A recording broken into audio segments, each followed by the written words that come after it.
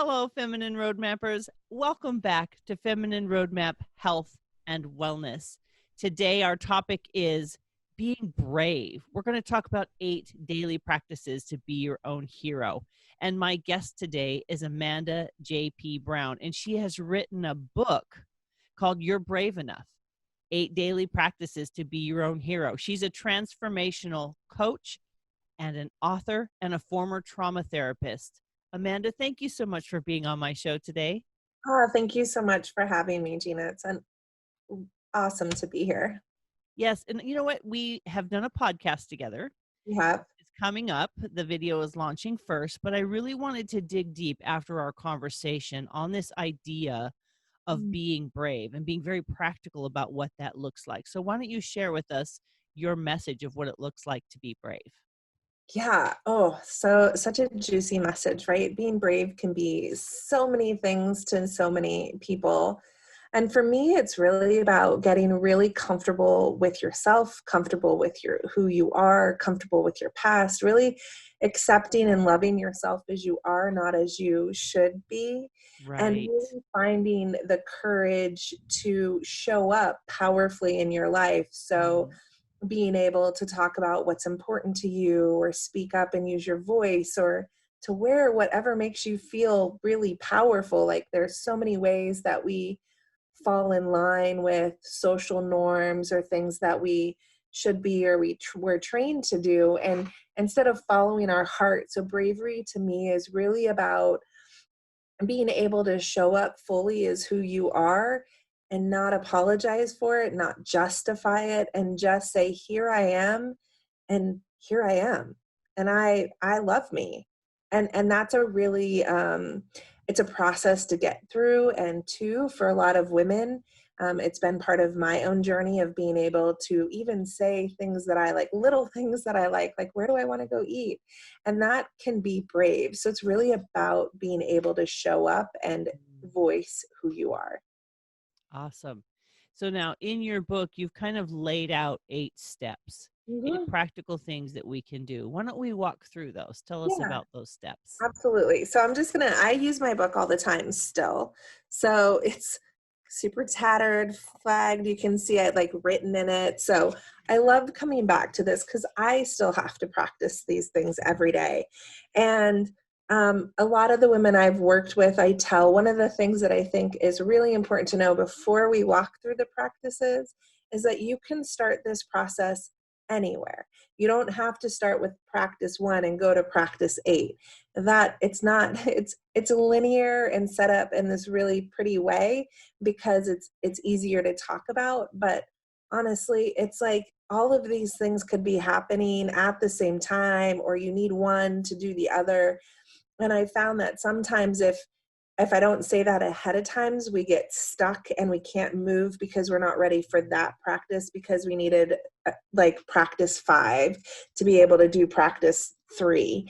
So just, I want to put that caveat in place first, because I do it with all the women I work with, because it's so, so important to know you can start anywhere. So just think about it. And as we're talking, and if something's not resonating and you're like, oh, I don't know, I think I'm losing interest, just wait until we move to the next practice, and then kind of just stay open and let, it unfold. Because sometimes we need that to listen to it all the way through, then to go in and find where is right for us. Because I think that's one of the big things in our journeys is roadmaps are great, but you get to decide which direction you want to go, where you want to start first, what stop you want to take, where you want to dive deeper.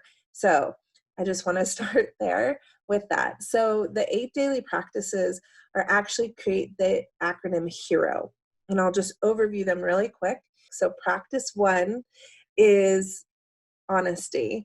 Practice 2 is honoring. Practice 3 is empathy. Practice 4 is exploration. Practice 5 is realness. Practice 6 is risk.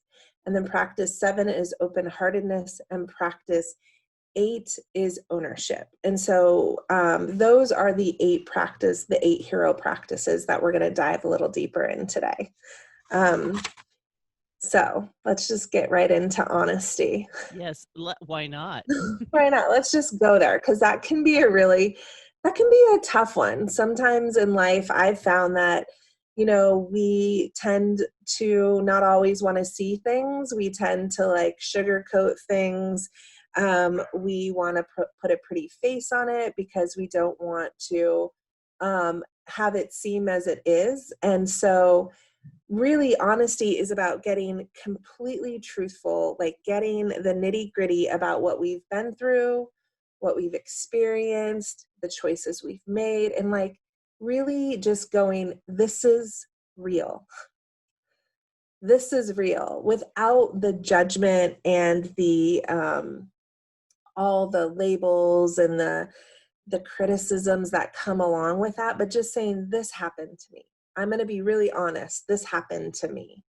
And I talk about it. And when I really started talking about my own drug use experience, like I had to say, I chose to use drugs. And that can be really difficult when you're carrying shame and guilt and judgment around. So the honesty part, it takes courage. It takes curiosity. It takes a willingness to be vulnerable, because acknowledging something that it happened, something that's truthful, it's vulnerable because you might not want people to know about it. And it takes patience. So getting honest with ourselves really is this process of patience, because we may have been denying something for so long. And so through that, it's just that acknowledgement. So, but what happens when we can get honest with ourselves about our experiences is we open up more possibility, we cultivate deeper understandings, and we can help shift those old stories that we've been telling ourselves that are disempowering us. So that's one of the great things about getting honest, is because then we can start rewriting the story, because it's finally, we're looking at it. Whereas if we're not looking at it, it's like buried in the back of the closet and we're pretending it's not really there. Maybe, I know that this has been my experience in working with, but maybe you've had a similar experience as well, Gina, where you've been like, oh, I don't want to look at this. But isn't that part of, I would think the honesty would weave itself through every step. Yes. And that's what is so interesting about this. Like you can't talk about honesty without talking about exploration. You can't talk one without the other. A lot of times these are so interwoven and interconnected that you're honestly needing multiple things to be happening at one time, which is really what life is about. Lots of things are happening all at one time and we're having this experience. So it's not like you master this one. It's like it's an evolving process. Mm-hmm. So how I walk through my book, I think this is another really important aspect, is I talk about like my own process of coming to understand this practice, the definition, kind of the, what is the practice, the signs that you're not doing the practice in your life, and then like my personal story, and then the application. So I'm going to go into what are some signs that you're not being honest with yourself, because that's really important. Sometimes we think, oh, I'm completely honest with myself. I'm very honest. And it's not about being an honest or dishonest person. There are just some things that we would rather not acknowledge. And that is a form of dishonesty, and the things that we don't want to talk about. And we can't fully show up in our power if we're not acknowledging those things. So some of the signs is that we do things out of guilt or obligation. So if we're not being honest about how we feel, what we really want to do, then we're guilted into these things, or we're like, because of all the other stories, right? But then we're feeling obligated. So then we do things that we didn't really want to do. We do things to be loved and accepted. And this weaves into so many different things, but when we're not being honest about our story, honest about our journey, honest about what we need, then we're seeking out these things to be reaffirmed that we're lovable, that we're okay. And that can put us in some really awkward and peculiar places at times in our life. And then we can struggle with maintaining and setting boundaries. So we can struggle with, this is not okay with me, or this is what's important to me. And then when we don't talk about those, we're not being honest with people, and people don't know about them. And then we get resentful and we get frustrated in our relationships because people just aren't getting us. Because we aren't telling them. Exactly. And it's not a judgment. Like, I have done all of these things. So this is just my understanding of the process. So there is no judgment ever in talking about these things.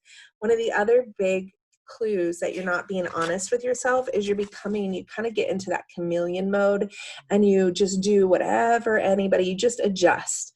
And you don't do it in a way that's grounded in yourself, because you're kind of just molding into your environment to be accepted, which isn't, from my experience, sometimes I ended up in situations where the things that I said were important to me, like my core values, I was not staying connected to. I was literally, I said, my family's important to me and my friends are important to me. And then I did all these things to disconnect from them to be in a relationship.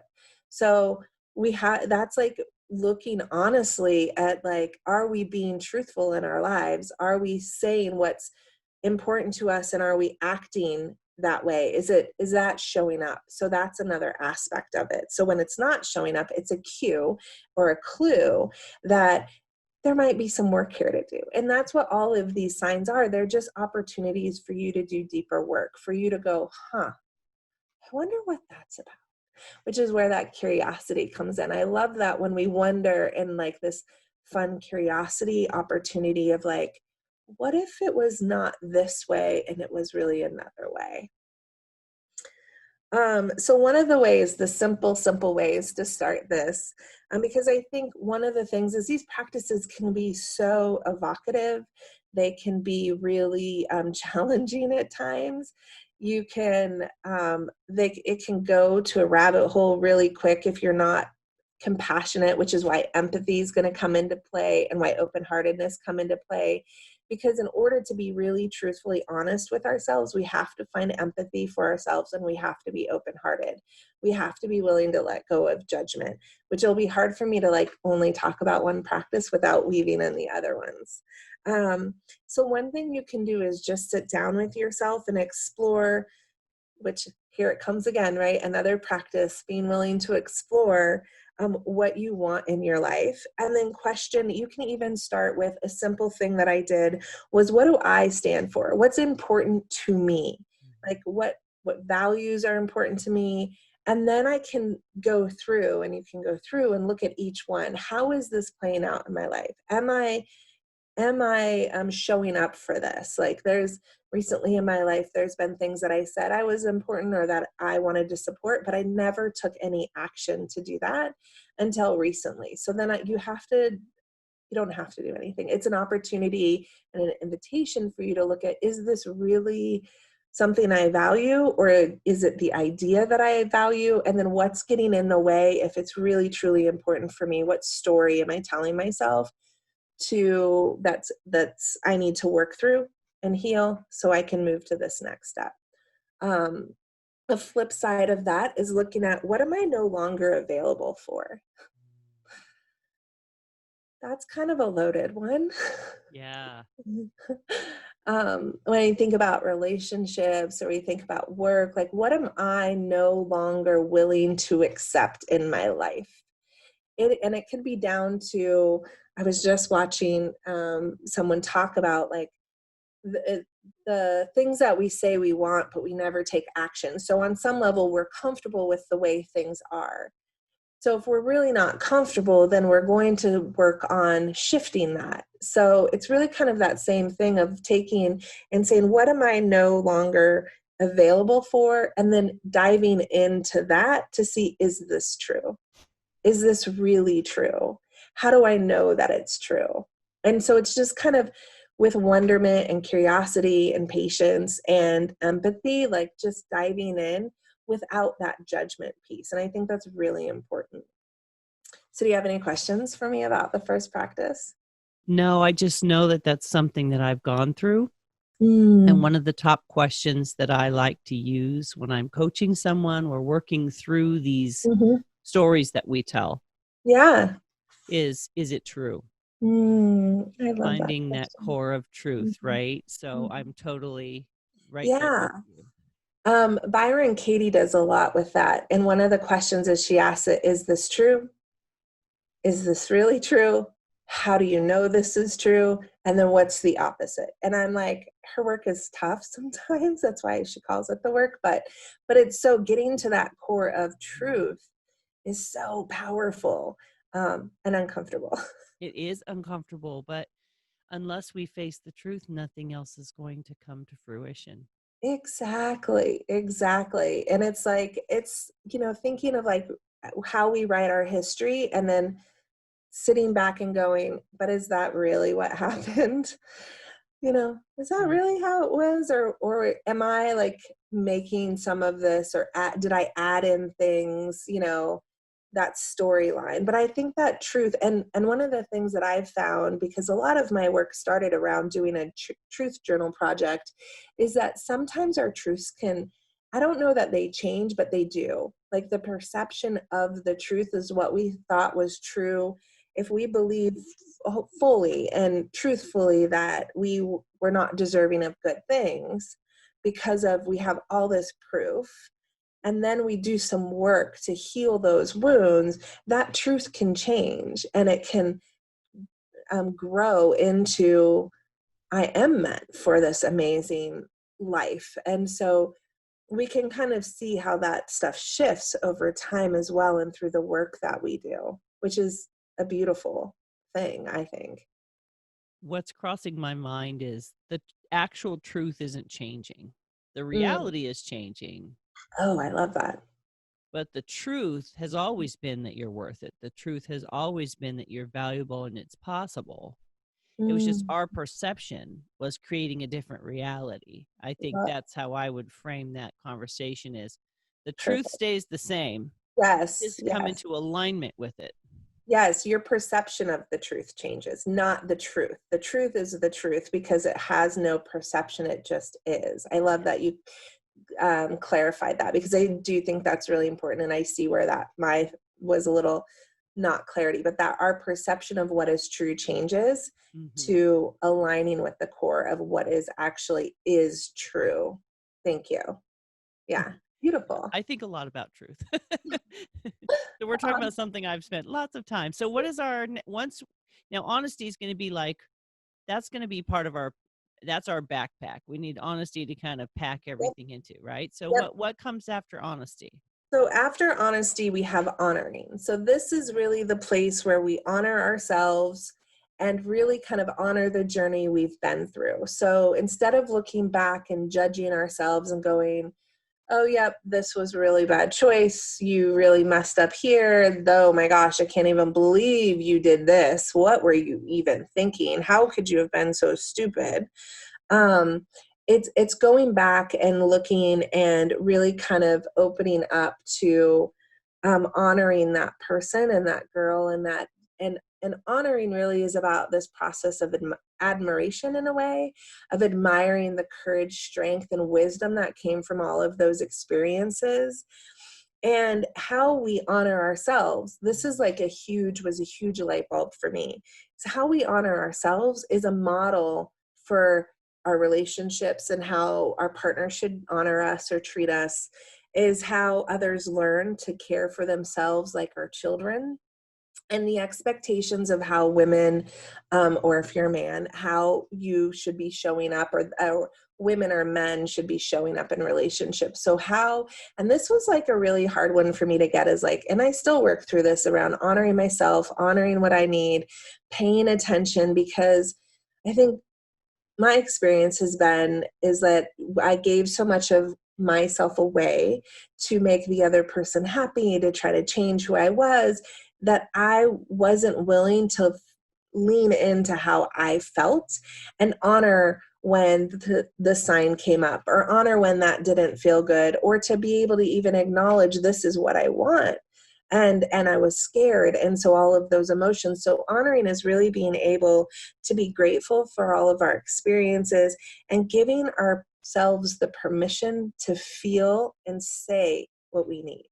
Mm, mm, And I think that's really important, because a lot of times we feel trapped, and regardless of what story we're telling ourselves, we feel trapped in being able to speak up for what we need, because we may have had an experience like I had that something happened that was really bad and I never want to live through that again. So I'm just going to shut down. I'm going to not talk about it, because if I do, then something bad might happen. Mhm. But honoring in that is releasing the self-judgment of me looking hindsight 2020 going, oh, she did this and this caused all this other stuff. It's going, she was doing what she could to protect herself because she was scared and she didn't know. And so I'm going to honor her for her courage. I'm going to honor her for her choice. And I'm going to learn what I can from her strength and wisdom. And so it's really kind of giving this different perspective. Instead of judging your past self, you're going, ooh, you're so amazing. What can I learn from you? It's just flipping that switch, which feels a little weird sometimes when you first start doing it. But the more you do it, the easier it gets and the more you can learn, because you are brave. You have lived this life that's brought you to here. And even though you may not see yourself, I had this discussion with someone that she was just doing these things and she didn't really realize she was being brave, but people were like, oh my gosh, you're so brave, right? Mhm. Mhm. And so being able to see yourself, even sometimes the way people who love you so powerfully see you. Yeah. Awesome. So what are some of the signs that you're not honoring yourself? Well, you're denying your own needs. You're not speaking up, like I already said, and you're using your past against you. So you're using it to stay in relationships or jobs that are unhappy. You're using it to deny, like one of the things I did was deny myself to buy things for myself because I felt like I wasn't worthy of them. I mean, even though I worked hard, I had a good job, like I wouldn't get myself things because I didn't really need them. I put this like, oh, well, if it's on sale, maybe. And there was all these like stories underlying that. So honoring myself is like, what makes me feel good? And I actually, one of my favorite exercises came from a practice that I did with my closet. So many years ago, I was reading this book called Clear. It's written by a friend of mine who is an interior designer and a coach. And it was really about reorganizing. It's not the Marie Kondo style, but it was really about like looking at your life and getting kind of things, being more intentional about what you put in your space, what you put in your closet. And so, and one of my experiences and some of my friends I've heard talk about, and even some of the women I work with, like I have my frumpy clothes or my fat clothes or these clothes. And when we put those on, we don't feel very good about ourselves. We're not honoring ourselves when we put those on. Or maybe we are if we're looking at it as I'm going to honor my body and that she feels better in these clothes. But that's a different twist on the frumpy or fat versus because you're like, oh, this makes me feel so comfortable. And I feel so, how you're talking about it makes words matter is Mhm. The basically what I'm trying to say. intention. Yeah, and the intention behind that. Mhm. So the easiest way I can say for this, for a woman to kind of practice this about honoring yourself is walk into your closet and put something on and ask yourself these questions. When I wear this, do I love it? Does it make me feel good, sexy, confident, brave? And am I honoring myself by wearing it? And I think that when we look at those things and ask those questions, it's really important because I remember specifically one time trying to cram myself into a pair of jeans and I felt really, really bad in those pair of jeans. And then I put on my yoga pants and I felt really good. And it was interesting, just what we decide to put on our body can really make us feel good in our skin or like judgmental about how our body is. So, Awesome. So yeah. we have honesty and honoring. What's Mhm. next? Next is empathy. And empathy is sometimes a little challenging because it requires us to really lean in to understand. It's really about compassion. It's about like loving wholeheartedly and Mm. really like accepting the things as they are And so this big thing about empathy is being able to understand without, and really hear what the fears are, hear what the judgments are without getting defensive, right? Without, it's about perspective taking in a way as well. And it can be really challenging, especially in relationships. So working with your inner critic or working with your own voices in your head can also be as challenging. But when you can find empathy, and you can find the empathy of the girl for me that chose to use drugs and chose a lot of the choices that went along with that, when I can find empathy that she was trying to numb out her pain, she was trying to be accepted, she was doing the only thing that she knew at the time, which maybe she knew something different, but she didn't feel she had another option, and really just kind of loving her as she was. It's like that's where empathy is. And it's really big at bridging the gap and the disconnection that we may feel in ourselves, or we may feel in our relationships, or we may feel in the world.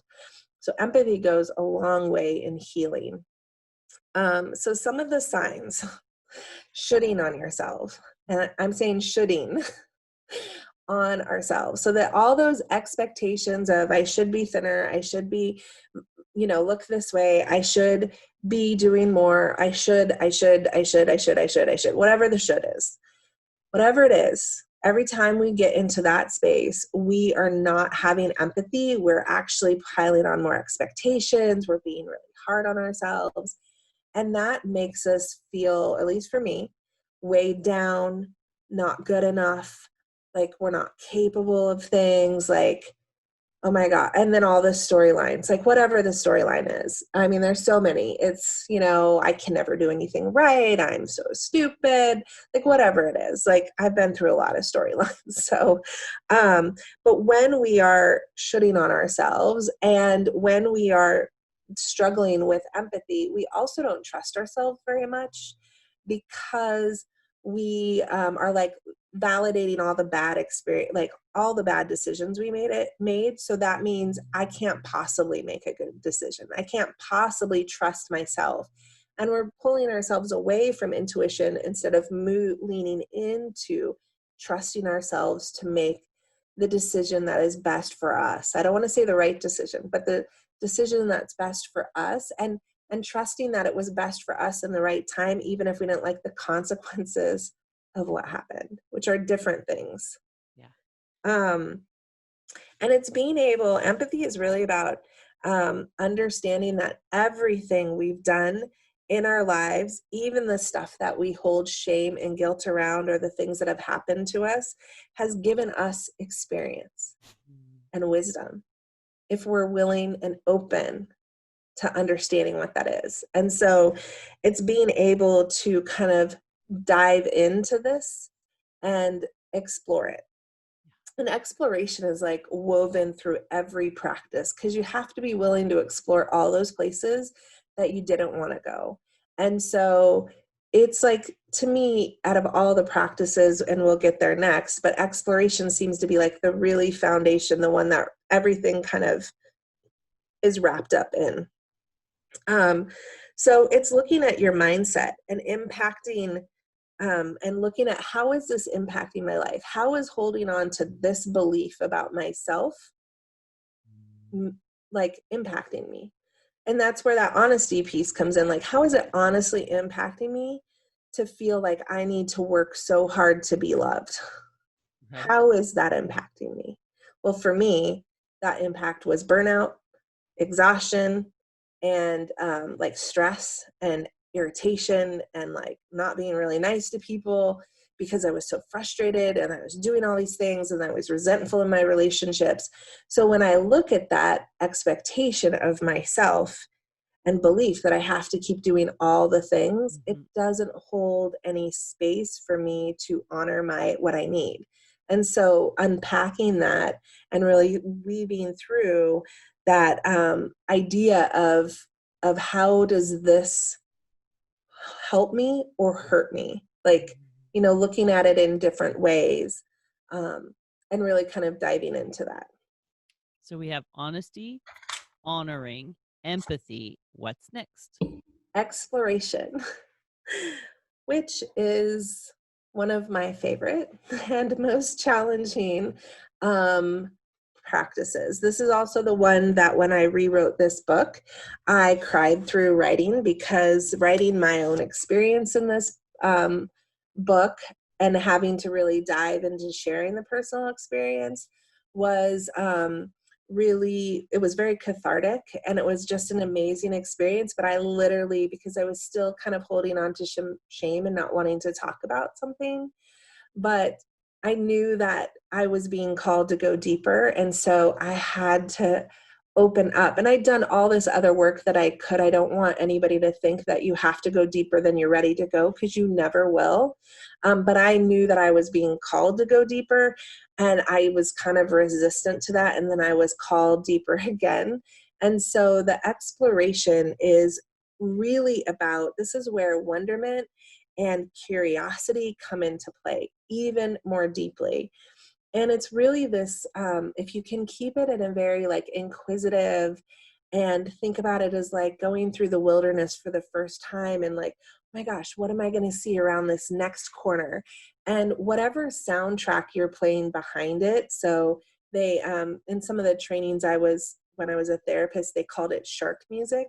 Like if you're going down this path to the beach and you play the sound from Jaws, dun, dun, we're honestly expecting something bad around the corner. But if we play this serene, melodic, like really calming music that's just like very beautiful classical or something music, we're like, oh, the birds. Like say you play the Sound of Music soundtrack where she's on, the hills are alive, but it's like this fun, like you feel really different in your body. So holding that space of understanding, you want playing that soundtrack that helps you lean into things instead of go, oh my God, what's going to be around the corner? I don't want to see that.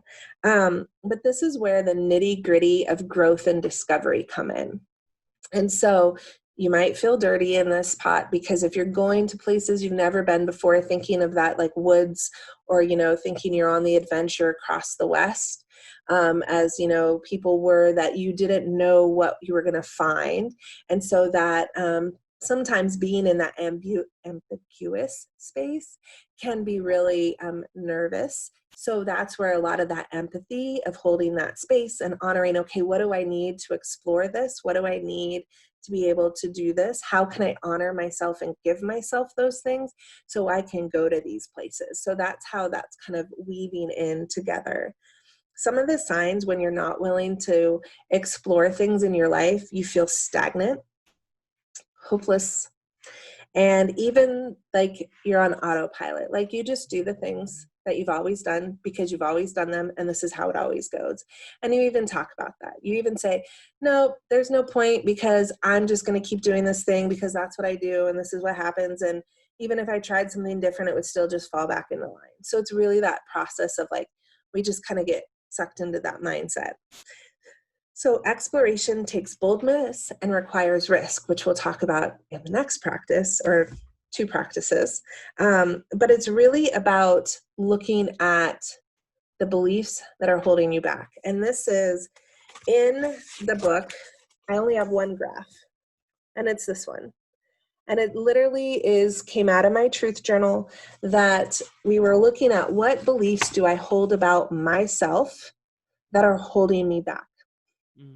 And this was like why I cried through this process, because I did the work. I worked through some of it. I'd done some healing around it. But then as I created this, and I'm like, okay, I'm going to put this little pretty picture in and I'm going to do this. But then I started exploring one as kind of explaining it through the process. So it's really about looking at those beliefs deeper and seeing how has this guided my decisions about my choices in life to this point? And what if it wasn't true? What if everything I believed was not true? And what if I shifted my belief around this? What if I believed the opposite of this thing? What becomes possible then? So that's really about the exploration process. And then looking at like sometimes I come back to this, is how am I still playing into this old belief? Because sometimes we talked about this in the podcast where we circle back around sometimes and dip back in and then come back around. It's like sometimes how am I still playing into this belief about myself, and then being willing to show up for the work to say, okay, let's dive in. It's that curiosity piece, right? Being willing to explore it. So we have Yeah. honesty, we have honoring, we have empathy, we have exploration. What's our next step? All right. What's next is realness. So showing up real, unapologetically, authentically you. And this is about taking off the mask, taking off the cloak, taking off the armor, and allowing yourself to be seen, to be heard, and to be witnessed. And that is a little scary at times because we've been socialized to believe that we need something to make us better, to make us acceptable, to make us lovable. And if we can look this way or be this or have this thing, then our life will be magically perfect.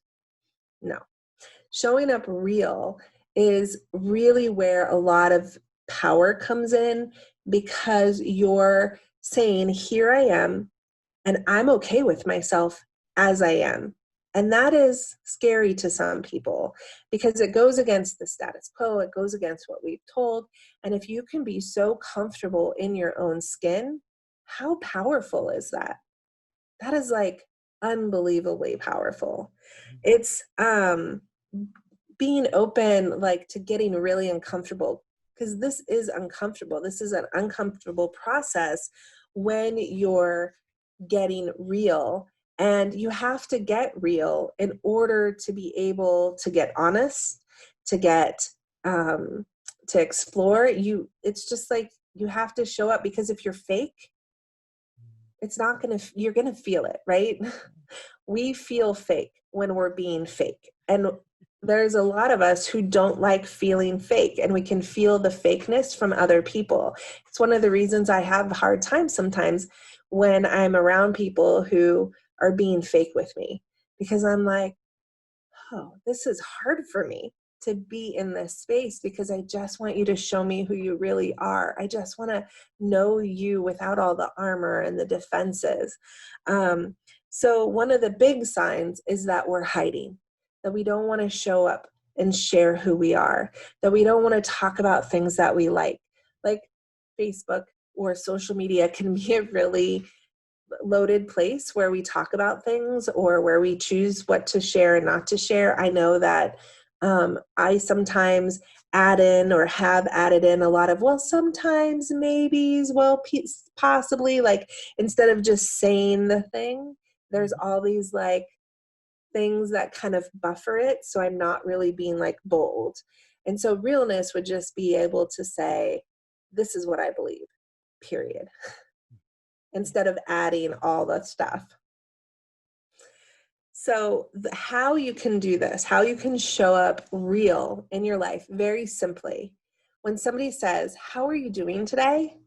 Say, I'm really happy. Like, really honestly say how you're feeling. You don't have to go into the whole backstory about how you stubbed your toe and tripped over your dog and like the cat puked in the, what, you don't have to go through all that. You can just say, I had a kind of rough morning, but I'm here, and I'm here.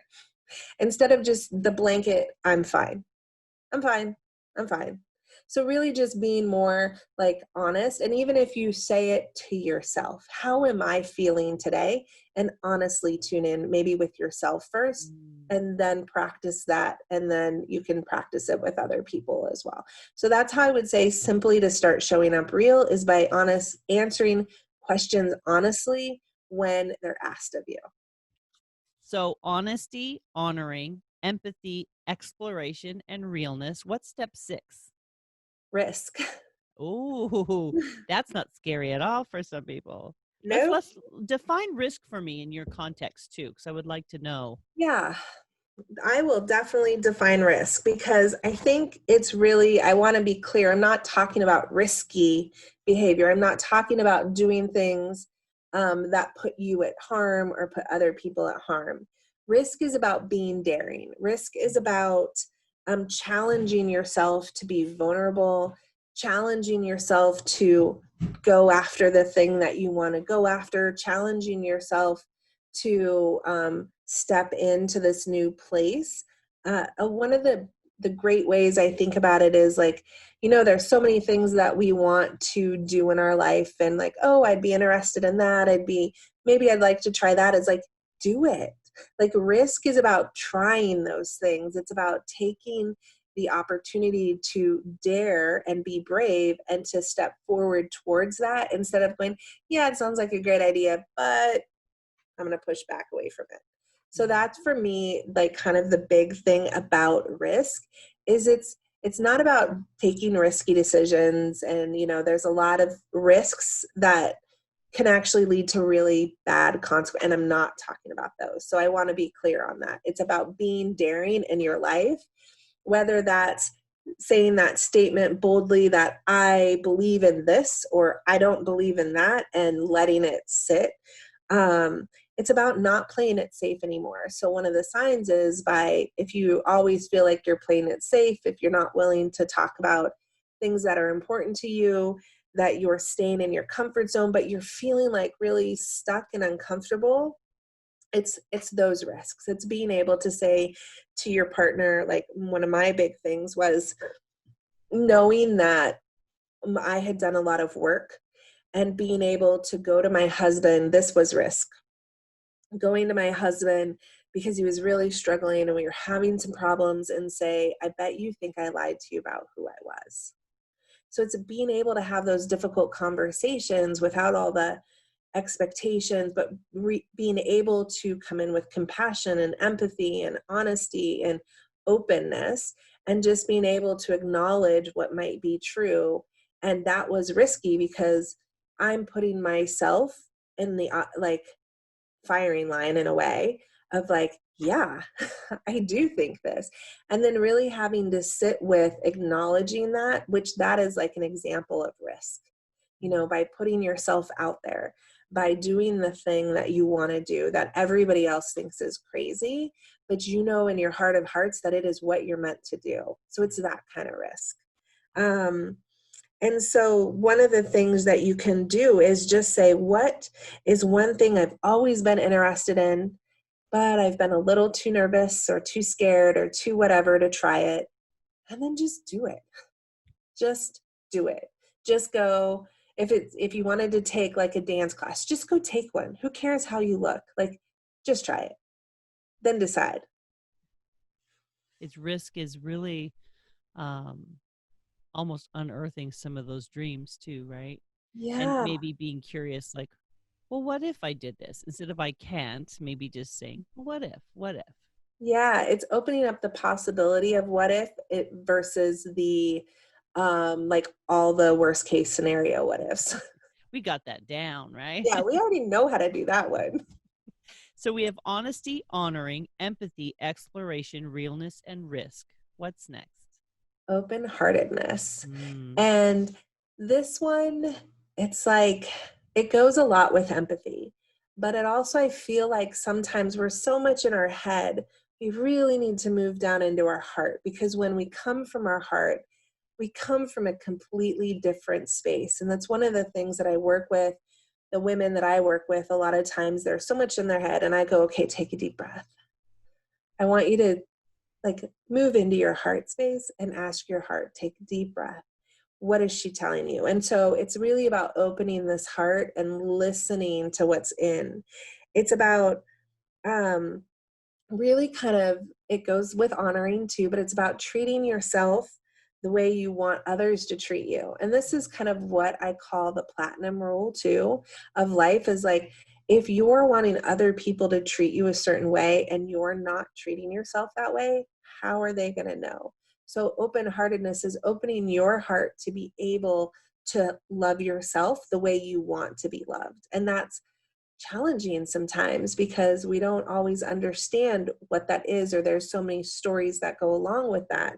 So it's really about releasing the self-judgment, falling in love with ourselves so deeply that our heart is open, and we're just like, we radiate the love, and we it's really one of the big things that you need in order, or I've found that ownership really needs an open heart, because ownership can feel really critical and judgmental, and we'll get into that a little bit on the next one. But it's really about fully accepting, loving ourselves, having that compassion, and being able to hear our stories from this like such a deep place, like a soulful place, and really letting it land and like extending love to that. Mm. So some of the signs that we're not doing this is actually one of the huge ones is condemning ourselves, for all the bad things, for the choices, and for shutting down and disconnecting from things. So one of the important things that I always like to tell people is you are not what you did or what happened to you. And that is a huge thing, because sometimes we carry so much guilt, shame, judgment around the things that happened to us or the things that we chose to do. And then we just, it's sticky. I don't even know how to it's just heavy and weighs us down. And so really kind of separating that behavior and people are separate, and that behavior doesn't mean a person is bad, or that because that's not the truth, right? If we go back to the truth, behavior is just behavior, and there's a motivation under all of that. There's usually a fear under that, a protection, a way we're doing certain things to keep ourselves safe, or we don't know how to communicate how we feel, so we act out. You see this a lot with kids. So one of the ways that you can work in this open-hearted space is really mothering yourself or becoming your best friend, because you may not have had a good example of this, and this can be really hard. So one of the ways that you can do this is by being your best friend and asking your best friend, like how I do this is saying, hey, if your best friend came to you and was saying the same things that you're saying to me, what would you tell your best friend? What would you tell your best friend? And then a lot of times we work through that, and we have so much more compassion and open-heartedness for other people that we're like, oh my gosh, I would never tell my friend, and I would never think these things about her, and I would tell her this. And so it's really about learning that process of how to become our own best friend when our inner critic is so loud, and going, okay, I hear you, but let's get to the other side of the friend and hear what my friend has to say. Or thinking about it in the context of, if this was coming from a little kid, and a little kid was starting to feel all these ways about themselves, what would you want them to know? What would you want them to take away?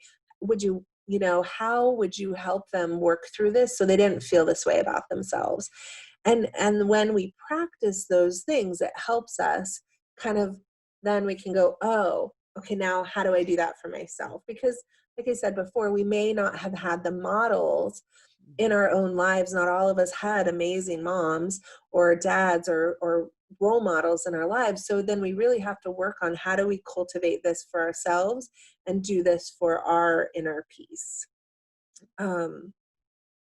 And so it's really looking at moving away from those beliefs of like, I'm so stupid or I'm so this, and really kind of finding out like the opposite. So what is actually the opposite of that? Like, can you find things that show that that is not true? That is not your truth. What are some examples of how it's not true? And then really being able to process through that as well, of like looking at the opposite of what you believe. So we have honesty, honoring, empathy, exploration, realness, risk, and open heartedness. What's our last one? Ownership. Oh, this one is, exploration's hard. But this one seems to be like the mother of all ones. Like, because it really is about taking responsibility for everything in your life. And I'm not actually saying you're not taking responsibility of anybody who's harmed you. You're not taking responsibility for bad things happening in your life that you had no control over. It is not that part. But it's about taking responsibility for the places and things that you can, the decisions that you've made, the experiences that you've had in the context of how you're viewing them now.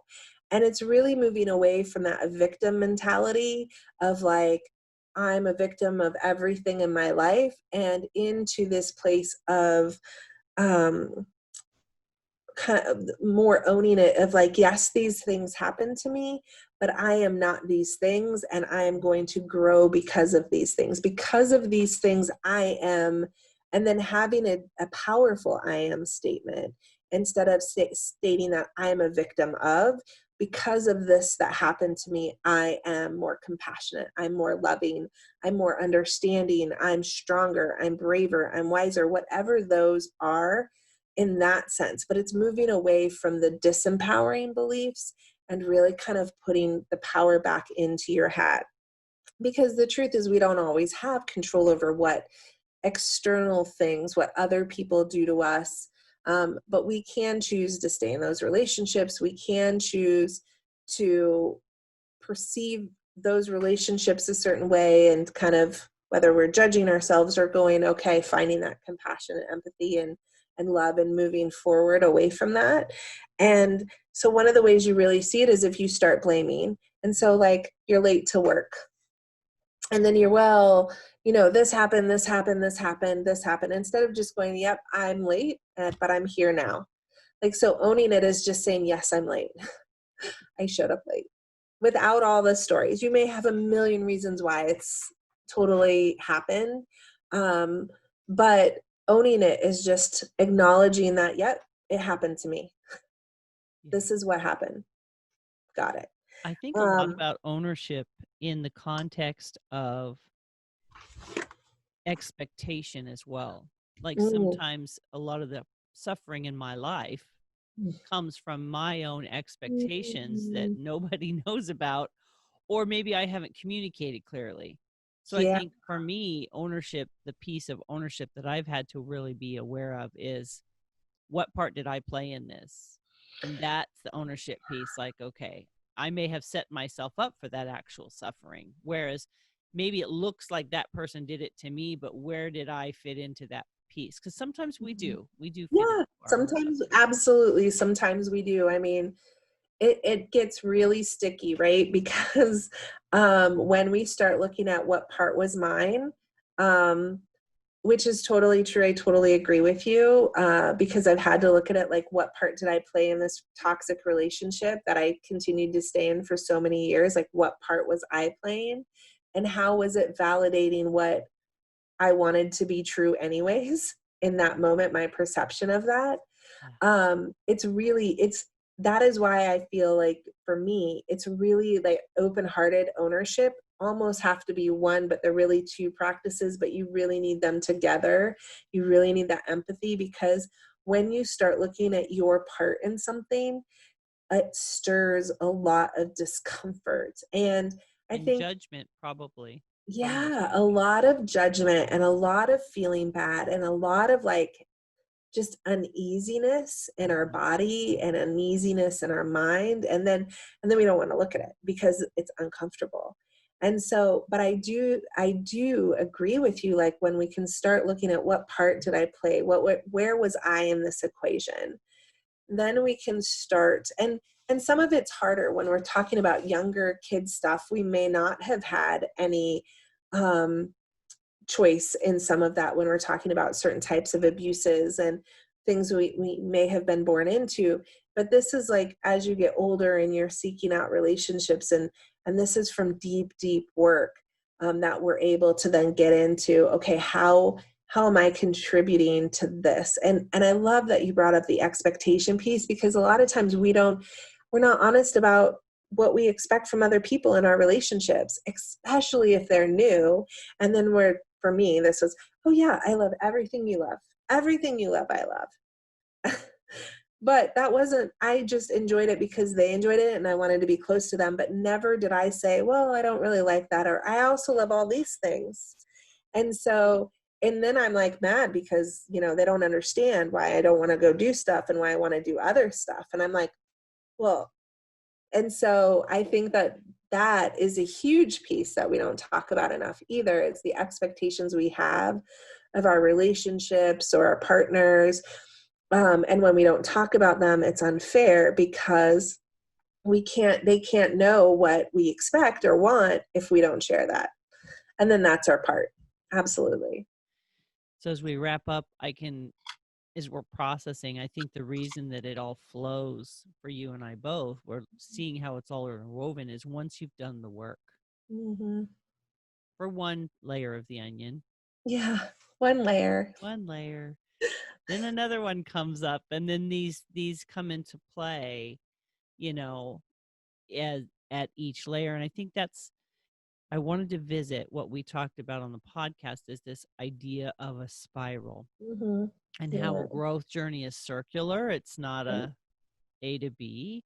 Nope. And so sometimes we get stuck, we spiral down, it gets a little ugly, and we spiral back up. And the higher up the spiral we go, the less often we visit that unhealthy habit, thought, relationship, and we see the better version of ourselves. The way my mind was breaking it down is looking for that ray of light, looking Mm-hmm. for the goodness in the situation, even if it was Mm-hmm. a difficult situation, looking for the gifts, looking for those things, so that we have something positive to stand on instead of all of the proof of the negative. Yeah. Yeah, absolutely. I think we have to do, it's two parts, right? We need that ray of light, but we also need the other part of allowing ourselves to feel angry and pissed off and emotional and rage, or whatever sadness, guilt, frustration, like whatever those emotions that are difficult and that we're not used to feeling, or that we've been socialized not to feel, or we've, maybe our family had a hard time dealing with anger, but to know that, one, we need to feel our way through it in order to move through it. And then keeping in that perspective is, there is that ray of light, as long as we're not looking down and we can look a different direction, we can find that. So we need both of those pieces. We need to feel our way through this process. And then as we allow ourselves to feel, then we can see that ray of light, because we're moving through that. And that's, I think, the big thing is, there is no way around this work. You can't side hop it. You can't fast track it. You can't dig under it. You can't go hop over it. You have to go through this in order to heal. Mm-hmm. And I think so much of what our discomfort comes from and our pain comes from is the avoidance of pain. Yeah. Instead of going, okay, I'm going to move through it so I can get to that light. So I can move through the darkness to get to the light. And that's like really, really powerful. And I called these practices, I think it's really important, because I didn't want to call them steps, because a step is a step, and then I should be done with that. It's something I come back to every day, because it's something we have the opportunity to continually practice in our lives. And when we're feeling that discomfort, or we're feeling disconnected, we can go and say, oh, what's happening here? And so they're a practice that we get to wake up every day and go, how am I going to honor myself today? How am I going to take a risk today? How am I going to own the choices and the decisions and what happens to me today? It's an opportunity and an invitation to take life into your hands and go, how can I make this mine today? Well, what an incredible overview and journey you've taken us on, of honesty, honoring, empathy, exploration, realness, risk, open-heartedness, and ownership. The 8 practical steps of being your own hero. And I want to thank you so much for coming back and really kind of anchoring in the process that we can go through to become more whole. Because as we're recording this, there are so many traumatic things happening in the world. Yes, there are. And it would be easy for people to get overcome. Mm-hmm. And so I think this kind of practice gives people an opportunity to explore, what about these crises and trauma? What is it triggering? How can we work through it so that we actually don't get crushed by it, but Yeah. that we actually grow through it? So I want to honor you for taking something so personal and something so difficult in your own life, and being brave enough yourself to set the example to face that and to go through these steps and to bear that to people, so that they also can walk a journey of hope and healing. So thank you for being so real and so honest. Thank you so much. It's a beautiful. I've enjoyed every minute with you. Thank you for having me and allowing me to share with your women and your community. My pleasure. So, friends, what we'd like you to do is subscribe down below and share this video with all of your friends. And I will have links to Amanda so that you can get a hold of the book, you can get a hold of her. There's ways that you can surround yourself. There's the book. You're brave enough. And that's what we want you to know today. You are actually brave enough. You may not have flexed that muscle in a while, or maybe ever, but there's no time like the present to begin to change the trajectory of your life. So please don't forget, subscribe down below, click the link, get the book, start a book club, get a group of people, create your support, and then remember, it's a lifelong journey. Enjoy the journey. It's not a destination, my friends. We're so grateful that you joined us today. Let us know down below in the comments. What did you think about this? Let Amanda know what really touched your heart, the things that were kind of moving you in the moment. We'd love to know how this impacted your life. Take care, my friends. Bye. Bye.